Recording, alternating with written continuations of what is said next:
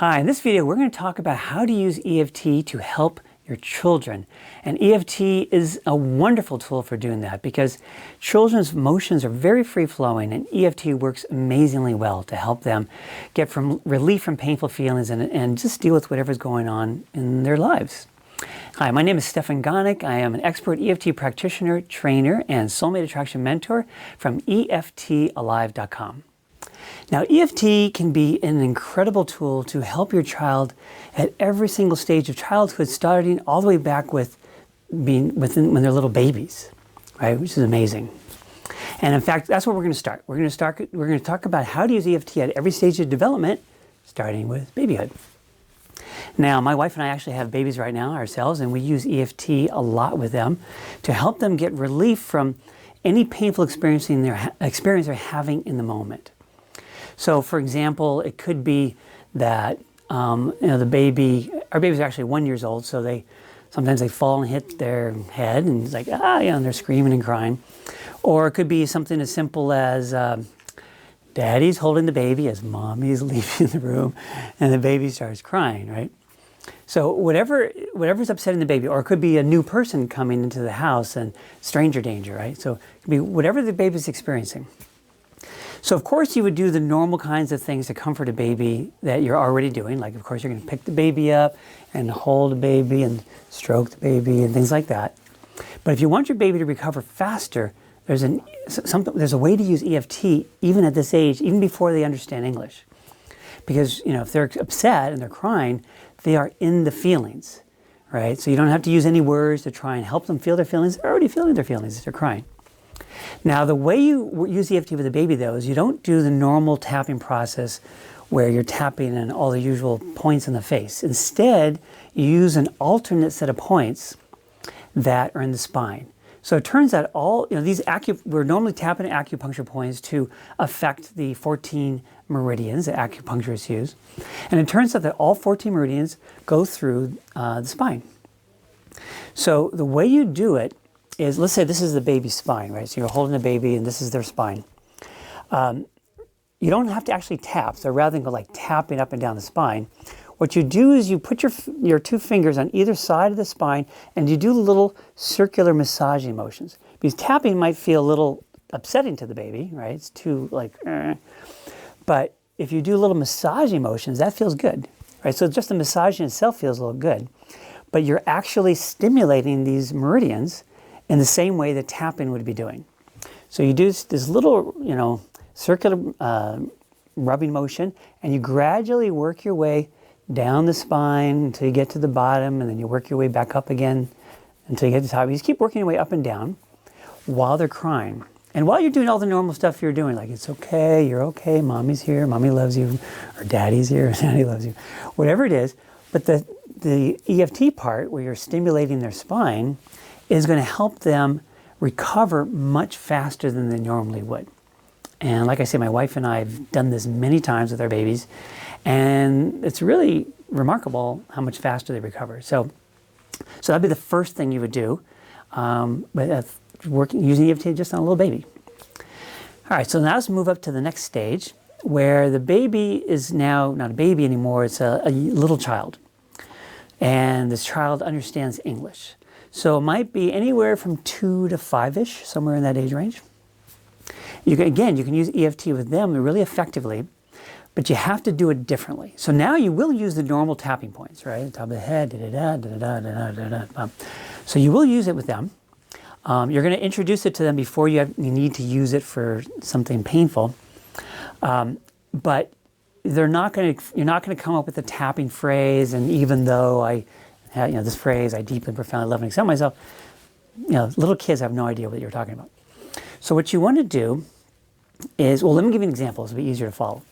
Let's say your young child was sleeping, and sorry about that. Let's say your young child was sleeping, and they woke up crying because they had a nightmare, right? So let's say the nightmare was something like, there was monsters who were eating my parents. And they start crying. They're all scared. I actually had that nightmare a number of times as a young child myself. So they're crying. You come in to comfort them. So the first thing is you hold them. Normal stuff you would do, right?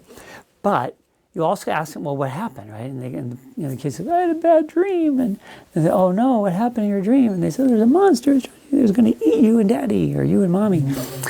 So the way you do EFT with a little kid like this, because they don't understand this thing about negative phrases to help release painful feelings and all that.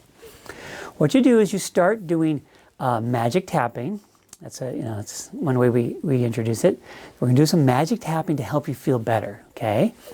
And you just start tapping. You don't have to do the crouch tap point even though, What you're going to do is you're just going to start tapping. And the way you tap with the child that age is you start expressing their feelings for them. You're sort of narrating the story. And you'll do some tapping on what they're feeling and then bring in comforting statements. So in this example, it might be, well, you had a really bad dream and there was a monster and the monster was going to eat mommy and daddy and you're safe and mommy's here or daddy's here and mommy loves you or daddy loves you. And you're going to alternate pretty quickly back and forth between narrating their experience, and you might want to fill it in a bit. You're really scared of this terrible monster who's is going to hurt mommy and daddy, and that's so scary. And mommy and daddy are safe, and let's say I'm mommy. Mommy loves you, and you're okay. And so you just keep alternating back and forth between verbalizing their feelings for them in a natural way with reassuring statements. Okay.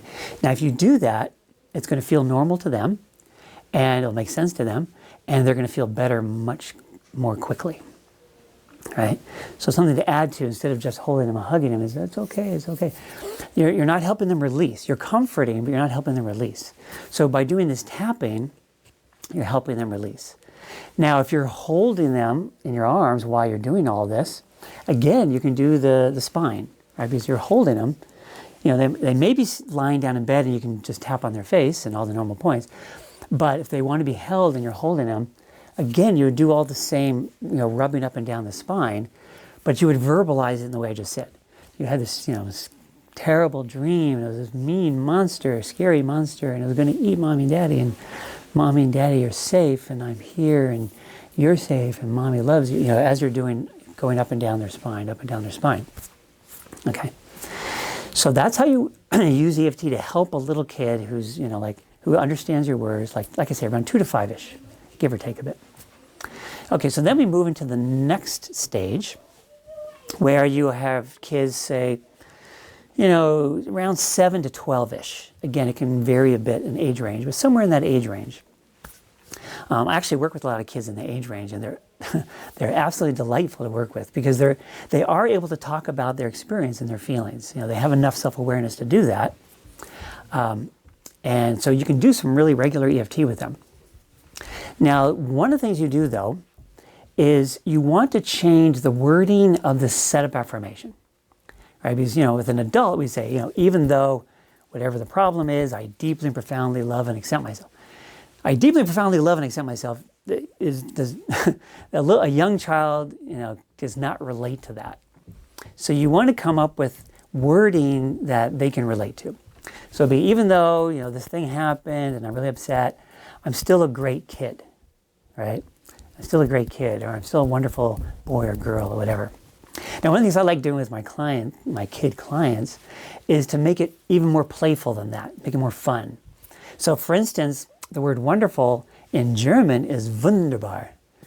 And so I'll explain that to one of my child clients. I'll say, the word in German for wonderful is wunderbar. And I'll emphasize it that way. And I'll say, so then let's do it this way, right? Even though whatever the thing is we're tapping on, I'm still a wunderbar kid. And it brings play and humor into the situation, which really helps shift the kids' mood and helps lighten things up, and it feels really fun and good to them. Or if you don't want to use German, you can use Spanish, which is barbaro kid, not like barbaro kid. Or if it's a little bit older kid, like a 10, 11, 12, you can say, I'm still a cool dude, right? Whatever's going to be playful and fun for them really helps. And so then when you're doing, so you do the normal setup affirmation modified in this way. And then when you're tapping the points, you're tapping on whatever is that you're trying to address, right? Whatever the negative feelings are. And you do it pretty much the normal way, but again, kind of like a little, very young child, you're going to bring in some reassuring statements as well. But now you're not going to do it so frequently, right? With a really little kid, you're almost alternating. Not quite. You do like a few points on the negative, and then a couple of points on the positive, a few points on the negative, a couple of points on the positive. But with a kid that's like 7 to 12ish, then you're going to do like at least a whole round of tapping, if not 2 rounds of tapping, before bringing in some positive statements, right? That's either reassuring or helping them see it differently, or something, take them in a positive direction. EFT works fantastically on children, actually of all ages, because kids are so free-flowing in their emotions. Unlike us adults, where we have all these defenses that have been building up for years, kids aren't like that. So it's very free-flowing, and EFT works very quickly and easily with them, which is one of the things that makes them so delightful to work with. Now, as we start getting older, so like 13 to 17, say, so we're getting to the teenage years, things start getting a little different. Late teens, you can pretty much do it the way you would do it with an adult, right? Like a 16, 17-year-old, you can just do regular EFT, even though I deeply, the problem phrase, I deeply and profoundly love and accept myself. But even at that age, that phrase still sounds a little stilted. So you might, again, you want to find wording that they relate to and they like. But at that age, you can start asking. You can say, well, with an adult, I would usually say, I deeply and profoundly love and accept myself. I don't know if that feels good for you to say. And they go, that's so good. So you say, well, what might feel good? Even though there's a problem, I still feel good about myself, right? I'm still a good person, stuff like that. So something that doesn't sound quite so stilted as I deeply and profoundly love and accept myself. So you still would modify the phrase there, but I tend to do it with their, collaboration. Let's figure out something you like, okay? Now, at the bottom of the teenage years, like 13, 14, it's going to depend on the child, right? So the ones that are kind of young emotionally, you might do it more like the last version I talked about. And if they're more mature emotionally, you could do it more like a later teen, the way you would do it with them. So anyway, this, like I said, EFT works so well with kids at every stage of life, starting all the way down with babies, all the way up to teenage years. And, it works great for you to help them. Oh, here's one of the things that's really cool. So not only are you going to work with them to help them get relief with whatever's going on. So, a kid that's, like I said, 7 to 12, lots of times what's upsetting them is their siblings, right? The sibling was like, do something really mean, and I'm mad, and I'm hurt, and stuff like that. So you can help them get relief from that. Or there might be stuff that they bring home from school. But there's, in addition to be able to help them yourself, or have an EFT practitioner help them if it's a bigger issue, you can also teach them a way to tap that they can use at school in public. And that is to do what's called fingertip tapping. So regular tapping is kind of embarrassing to do in public, right? If you're tapping all your facial points, and that's going to look weird. There's a way to tap just using your fingertips that they can do in public without anybody seeing what they're doing. And the idea here is that there's a set of acupuncture points that's at the top side of your finger. If you have your thumb up, hand like this, thumb up, it's this side of the finger next to the fingernail, okay? And there's one on each finger. Now you can do it like this, but this is noticeable. Turns out that if you bend your fingers enough, you can reach all those points with your thumb and tap like this, okay? So you just kind of keep working your way from finger to finger. Now, the really cool thing about that, since I'm only using one hand and my fingers are bent, almost in a fist, it's really easy to hide that hand. I can put it behind my back. I can cross my arms and make my hand underneath this arm. If I'm sitting at a desk or a table, I can put it under the desk or table. So it's really easy to hide that hand and to tap and get relief, right? So you can use it, your child can use this in a lot of situations. They can use it right before taking a test. Like if you know you have a test that day, if you're driving your child to school, if they're on a bus, they can use this to tap without any kid knowing about it. All they have to do is just think about taking the test. They don't need any wording or anything like that. Just think about the thing that's they're anxious about and their feelings, right? And if they keep doing this, leading up to the test, they're going to be a lot more relaxed in the test, which is actually going to help them do a lot better, right, in the test, right? Or let's say something happens that's upsetting on the school ground, right, on the playground. So, again, some kind of upsetting experience with another kid, and if they want a way to deal with that, and they don't have to do all the normal thing or come up with a phrase, and even though this and They're in the feelings. All they have to do is just think about what just happened while they tap, and after a while, they'll get relief. So this is a really practical, useful thing you can teach your kids that they can use as kids and actually for the whole rest of their lives, right? It's a great tool you're giving them to help them deal with any emotional upset. All right, so that's how you use EFT with kids. Hopefully, if you found this helpful, it would really help me and other people to find the video. If you take a second to click on the like button. You're welcome to subscribe to my channel for other helpful EFT videos.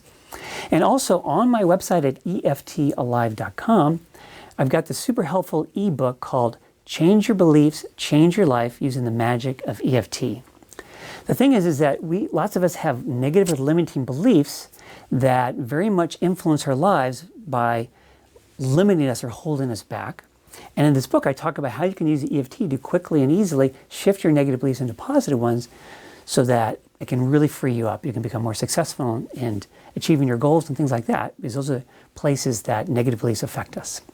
Well, goals are actually many different situations in our life. So anyway, if you go to my website, you can get it there, and it can really help you make your life so much better. So keep tapping. EFT is an incredible tool to make our lives so much better in so many ways.